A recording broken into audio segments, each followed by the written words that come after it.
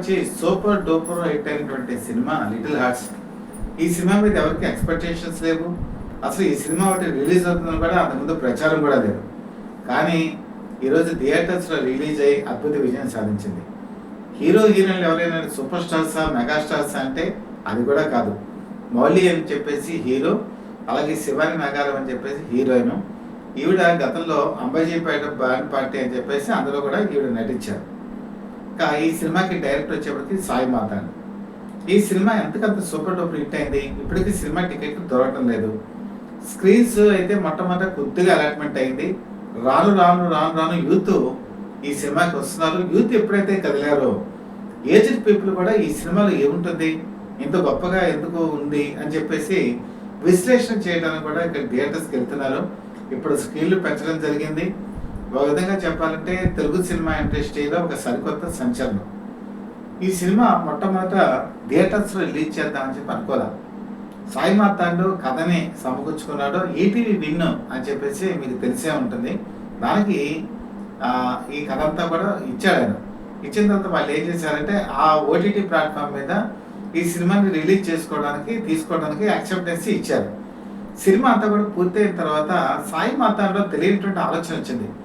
ఈ సినిమా చాలా బాగుంది, అలాగే ఇందులో థియేటర్స్లో కనుక రిలీజ్ చేస్తే ఎలాగుంటుందని చెప్పేసి కొంతమంది ఎగ్జిబిటర్స్కి, డిస్ట్రిబ్యూటర్స్కి, తన సన్నిహితులకి, మిత్రులకి, అలాగే సినిమా ఇండస్ట్రీలో ఉన్నటువంటి శ్రేయోభిలాషులకి కూడా ఈ సినిమా ప్రివ్యూ వేసి చూసినప్పుడు ఒక కొత్త అనుభూతి కలిగింది. థియేటర్లో అంటే ఈ స్క్రీన్ అరేంజ్ చేసినటువంటి వాళ్ళలో సెకండ్ హాఫ్ వచ్చేప్పటికి అందరూ నమ్మటం కనిపించింది. దాంతో సాయి మాతాండ్ అనుకున్నాడు, రెస్పాన్స్ చాలా బాగుంది, సో దీన్ని థియేటర్స్లో రిలీజ్ చేద్దామని చెప్పేటప్పటికి అందరూ ఓకే అనుకున్నారు. అలాగే ఈ సినిమాని థియేటర్స్కి రిలీజ్ చేయడం జరిగింది. రిలీజ్ చేసినప్పుడు మార్నింగ్ షో పలచగానే ఉంది. మార్నింగ్ షో ఈ సినిమా చూస్తున్నటువంటి ప్రేక్షకులు బయట మీకు సోషల్ మీడియా విపరీతంగా పెరిగిపోయింది కాబట్టి వాళ్ళందరికీ కూడా మెసేజ్ ఇవ్వడం ప్రారంభించారు. ఈ సినిమా రివ్యూ వచ్చేటప్పటికి రివ్యూ ఒక సోషల్ మీడియా ప్లాట్ఫామ్లో ఒక పెను సంచలనమైంది. ప్రతి ఒక్కరు కూడా ఈ సినిమా బాగుంది, ఫస్ట్ హాఫ్ బాగుంది, అలాగే సెకండ్ హాఫ్ వచ్చేప్పటికి నవ్వు ఆపుకోలేము అని చెప్పేసి ఒపీనియన్ ఎప్పుడైతే వచ్చిందో మ్యాట్నీ నుంచి ఈ సినిమా పికప్ అయింది. ఇంకా తర్వాత ఒక ప్రపంచంలాగా వచ్చింది. ఈరోజు థియేటర్కి జనాలు రప్పించుకోవాలంటే పరిస్థితుల్లో పెద్ద పెద్ద నిర్మాతలు ఉన్నారు, పెద్ద పెద్ద హీరోస్ ఉన్నారు, అలాగే స్టార్ హీరోయిన్స్ ఉన్నారు. వాళ్ళు ఎంత తలుకులు బెలుకులు చూపించినా, ఎంత విదేశాలకు వెళ్ళి లొకేషన్స్ చూపించినా జనాలు రావట్లా. కానీ ఈ సినిమాలో విదేశాల లొకేషన్స్ లేవు, భారీ సెట్టింగ్లు లేవు, అలాగని ఒక పెద్ద చేజులు లేవు, హాలీవుడ్ స్థాయిలో కథ లేదు. ఇది ఒక నేటివిటీకి సంబంధించిన చిన్న కథ. ఈ కథ ఏంటంటే ఈరోజు మీకు అందరికీ తెలుసు, యూత్ ఎంసెట్కి వెళ్ళినప్పుడు ఎంసెట్లో చాలామంది సక్సెస్ అవుతారు, కొంతమంది సక్సెస్ అవ్వరు. వాళ్ళకు ఒపీనియన్ ఏంటంటే ఈరోజు ప్రైవేట్ కాలేజెస్ వచ్చేసాయి. ప్రైవేట్ కాలేజెస్ వచ్చినప్పుడు ఎక్కువ డబ్బులు పెట్టి జాయిన్ అయిపోదాం అనుకున్నటువంటి ఒక కొడుక్కి తండ్రి ఇచ్చిన షాక్, నువ్వు మళ్ళీ లాంగ్ టర్మ్ తీసుకొని నువ్వు ప్రిపేర్ అవ్వని చెప్పి అన్నప్పుడు ఇక గత్యంతరం లేక లాంగ్ టర్మ్ ఎంసెట్ ప్రిపరేషన్కి వెళ్తాడు హీరో. అలాగే హీరోయిన్ కూడా ఎంసెట్లో ర్యాంక్ రాదు. వాళ్ళ తల్లిదండ్రులు కూడా ఏం చేస్తారంటే మళ్ళీ నువ్వు లాంగ్ టర్మ్ కోచింగ్ తీసుకో అని చెప్పి పంపిస్తారు. ఇక్కడ రాజీవ్ కనకాలని మనం ప్రత్యేకంగా చెప్పుకోవాలి. ఇంతవరకు తెలుగు సినిమా రంగంలో ఒకనాడు జగ్గయ్య ఉండేవారు, గుమ్మడి ఉండేవారు, అలాగే కైకాల సత్యనారాయణ ఉండేవారు. వీళ్ళు ఒక క్యారెక్టర్ ఆర్టిస్ట్గా మెప్పించారు. కానీ ఒక తరం అయిపోయిన తర్వాత ఇప్పుడు ట్రబుల్స్ ఫేస్ చేస్తుంది. ఒక తండ్రిగా, లేకపోతే ఒక మామయ్యగా, లేకపోతే ఒక ఇంటికి పెద్దగా ఒక ఆర్టిస్టు ఈరోజు కొరవైపోయారు తెలుగు సినిమాలో. ముఖ్యంగా చెప్పుకోవాలంటే రాజీవ్ కనకాల ఈ సినిమాలో యాక్టింగ్ చూసిన తర్వాత నాకు అనిపించిన సంగతి ఏంటంటే ఒక మంచి ఆర్టిస్ట్, ఆయన మంచి ఆర్టిస్టే నో డౌట్. అలాంటి ఆర్టిస్ట్ని తెలుగు సినిమా పరిశ్రమ పెద్ద ఇగ్నోర్ చేసిందని నాకు డౌట్ వచ్చింది.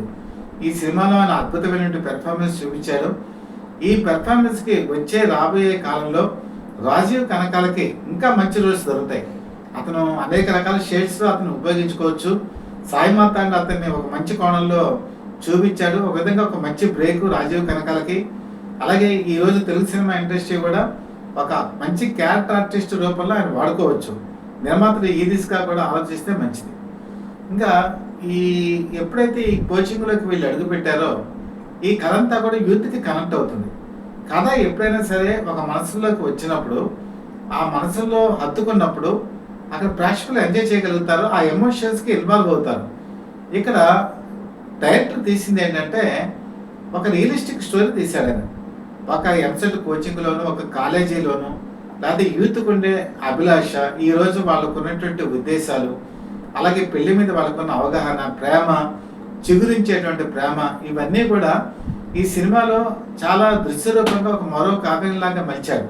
అలాగని నేల విడిచి సాము చేయలేదు, హంగుల కోసం పరిగెత్తలేదు, అలాగే మనం ఏదో పెద్ద క్లైమాక్స్ తీద్దామని అనుకోలేదు, ఫైట్ సన్నివేశాలు ఏవి పెట్టుకోలేదు.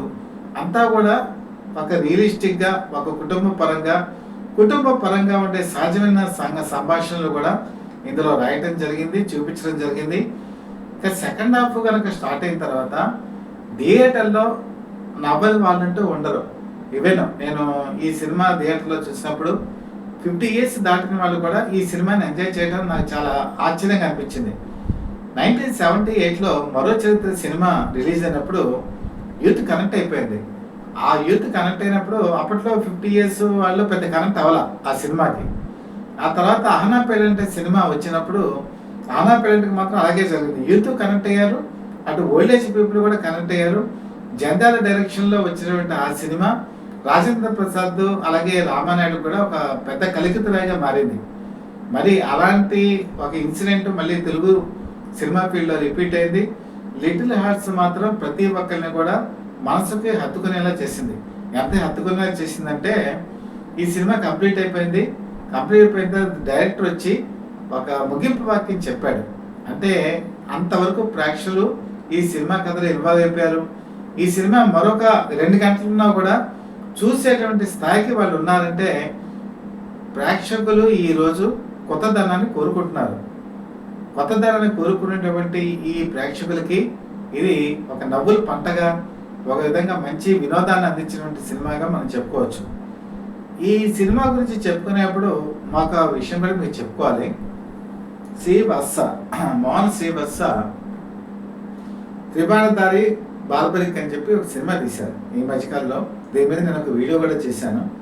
ఆయన ఆ సినిమాకి కనీసం 15 మంది కూడా లేరు, నేను మలయాళంలో సినిమాలు తీసి తర్వాత ఇక్కడికి వస్తే చూస్తారా అని చెప్పేసి ఆవేదనతో మాట్లాడారు. తను చెప్పుతో తనే కొట్టుకున్నారు. ఇది రిలీజ్ అయినప్పుడు నిజంగా ప్రేక్షకాదరణ లేదు.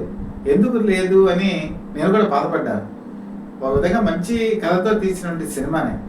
వెంటనే ఆ తర్వాత ఆయన చెప్పినట్టుగానే మలయాళ సినిమా రిలీజ్ అయింది కొత్త లోకాన్ని. కొత్త లోక కూడా యూత్ఫుల్ సబ్జెక్టే, ఒక ఇన్నోవేటివ్ ఇదిలోనే తీశారు.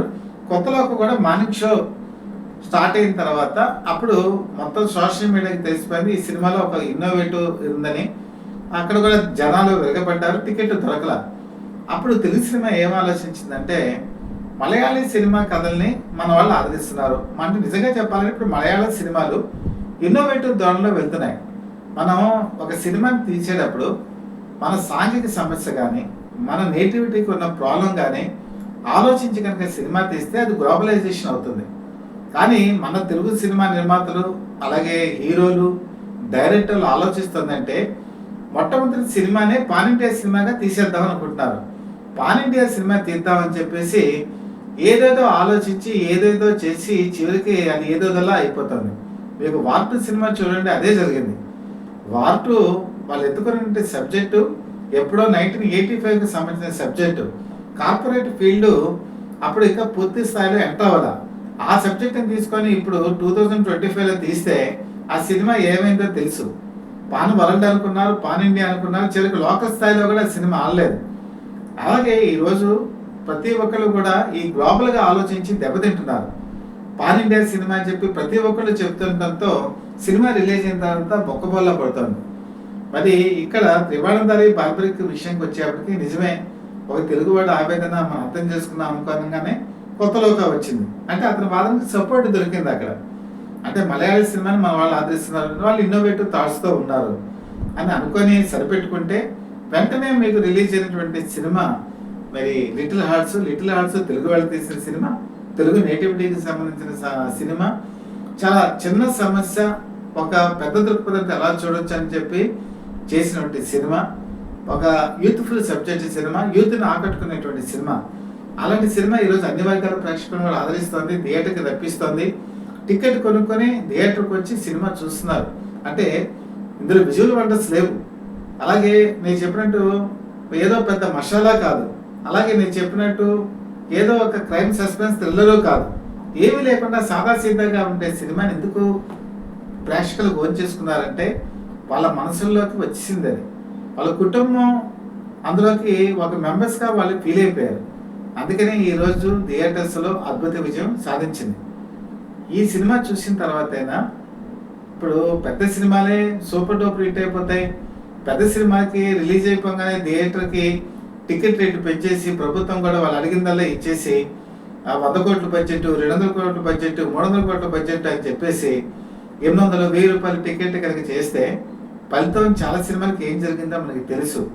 ఇందులో ఇన్ని కోట్లని లేదు. వాళ్ళు యాక్చువల్గా ఓటీటీ ప్లాట్ఫామ్లో చేశారు సినిమాని. కానీ వాళ్ళు చూసిన తర్వాత ఇది థియేటర్కి ఎక్స్పీరియన్స్ ఎలా ఉంటుందని థియేటర్కి రిలీజ్ చేశారు. ఇంకా ఈ సినిమా నాకు తెలిసి మరొక కొత్త రికార్డు నెలకొల్పేటువంటి అవకాశం ఉంది. లో బడ్జెట్తో తీసినటువంటి ఈ సినిమా ఇప్పటికే అన్ని సెంటర్స్లో కూడా అద్భుత విజయం సాగిస్తోంది. ఇంకా థియేటర్స్ స్క్రీన్స్ పెంచుతున్నారు. రాబోయే కాలంలో ఇది ఒక రికార్డుల పంట పండిస్తుంది. తెలుగు సినిమా పరిశ్రమకి ఒక ఊతం ఇచ్చింది. ఇప్పటికైనా మన వాళ్ళు నేర్చుకోవాల్సింది ఏంటంటే, డైరెక్టర్లు కానీ ఇవన్నీ ప్రొడ్యూసర్స్ కానీ వాళ్ళ ఆలోచన విధానం మార్చుకోవాలి. చిన్న సినిమా పెద్ద సినిమాని తెలుగు సినిమాలో లేనే లేదు. అది నిరూపితం చేసినటువంటి సినిమా లిటిల్ హార్ట్స్. మీరు సబ్జెక్ట్ కనుక తీయగలిగితే అందులో స్టార్స్ని చూడరు, అలాగే బడ్జెట్ని చూడరు. మీకు ఎన్ని కోట్లు బడ్జెట్ అయిందని వాళ్ళకి అనవసరం. స్క్రీన్ మీద వాళ్ళు ఎంజాయ్ చేస్తారా లేదా అనేది ఇంపార్టెంట్.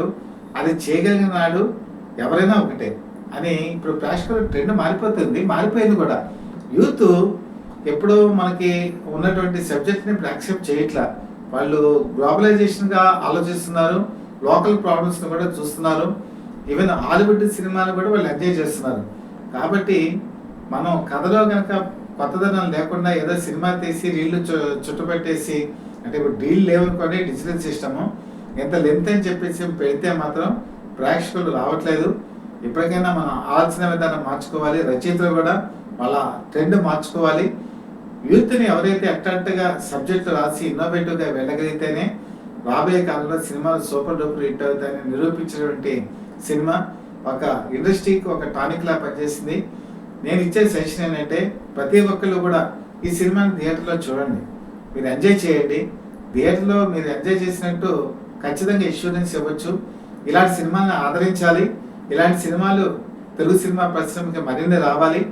మలయాళ సినిమాలోనే కొత్త పందాల్లో వెళ్తున్న ఈ తరుణంలో తెలుగు పరిశ్రమ కూడా ధీటుగా నిలిచింది అని చెప్పి నిరూపించినటువంటి ఈ సినిమా మరింత అద్భుత విజయం సాధించాలని మనస్ఫూర్తిగా కోరుకుంటూ, ఈ నిర్మాతకి అలాగే దర్శకుడు సాయి మాతాన్ని కూడా అభినందనలు తెలియజేస్తూ Satya for the people live TV శుభాకాంక్షలు అందజేస్తుంది. ఈరోజు అనేక రకాల విషయాలు ఎప్పటికప్పుడు మీ ముందు ఉంచుతున్నాం.